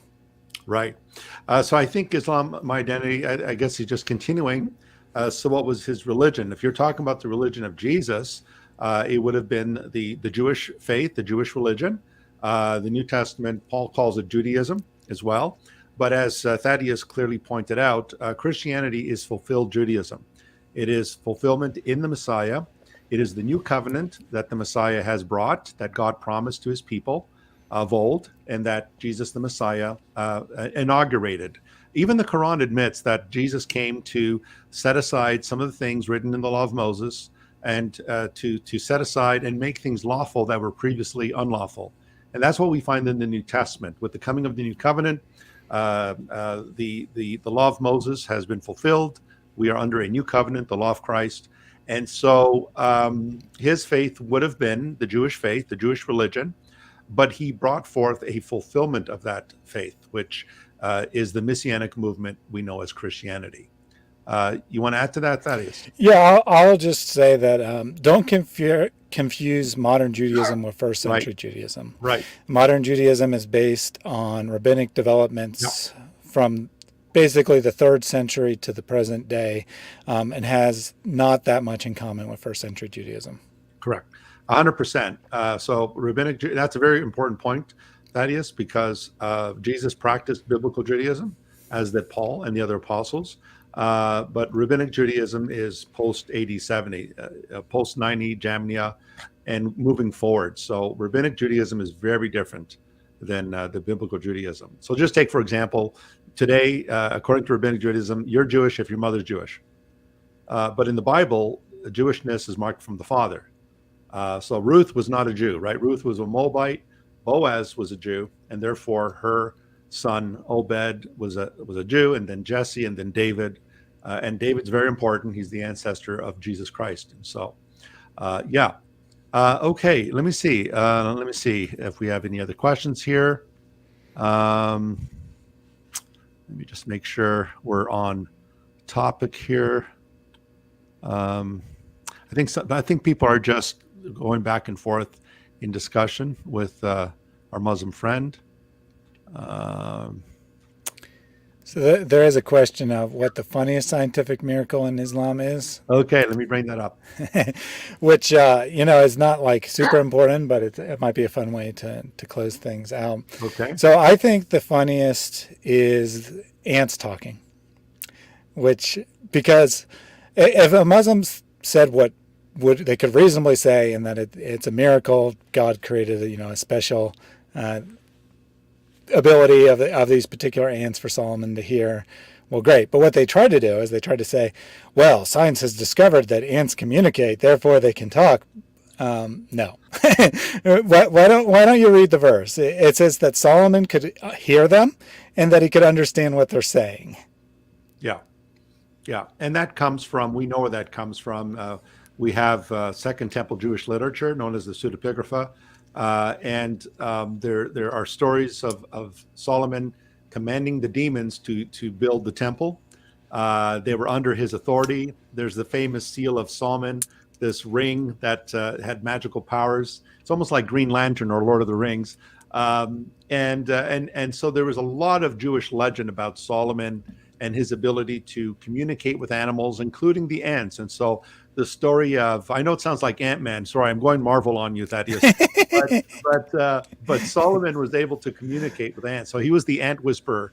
And so we know where Muhammad got that from. This was a legend that was very well known among the Jews. Yeah, absolutely. Yeah, yeah. Okay. I think we're pretty well done, and we've gone for a good solid, just a little over 2 hours. So Thaddeus, thank you so much for that splendid presentation. It was very well done, and I know I was encouraged, and I know many of our viewers were encouraged. So really, thank you for that. Absolutely. It's my pleasure. And, Yeah. I pray that people will share this with Muslim friends. I don't necessarily care how many views it gets, but I would like Muslims to see it. Indeed, amen. May that is both our prayer that our Muslim friends will come to know the Lord Jesus Christ, the real Jesus, not the Islamic conjectural Jesus, but the real Jesus of the Bible, the Son of God, the risen Savior, the one who came to give his life as a ransom for sinners, and he rose again from the dead, and he is able and ready to save to the uttermost those who come to God through him. And so that's our prayer from both of us to all of you. And those of you who are Christians, we encourage you to learn more about your Muslim neighbors. You're not going to get anywhere by cutting them down, by mocking. Love them for the sake of Christ. Remember that before you came to faith, you were also rebellious. You were also without God, in the world without hope. And so just remember, our Muslim neighbors are image bearers of God. They need the gospel. They need Christ. And God can turn them just like he changed Saul of Tarsus. And so never give up. Never give up. Okay, Amen. folks, we are going to close the session now. So thanks again for joining. We encourage you to, again, subscribe to Toronto Apologetics. It's totally free. Like the video. And we look forward to seeing you guys again. And Thaddeus, we want to get you back, brother. We'll do embryology next time. Absolutely. Let's do it. Okay. So everyone, take care. The Lord bless you, and have a wonderful weekend. And remember always, Jesus Christ is Lord. Until then, God bless you. Bye-bye.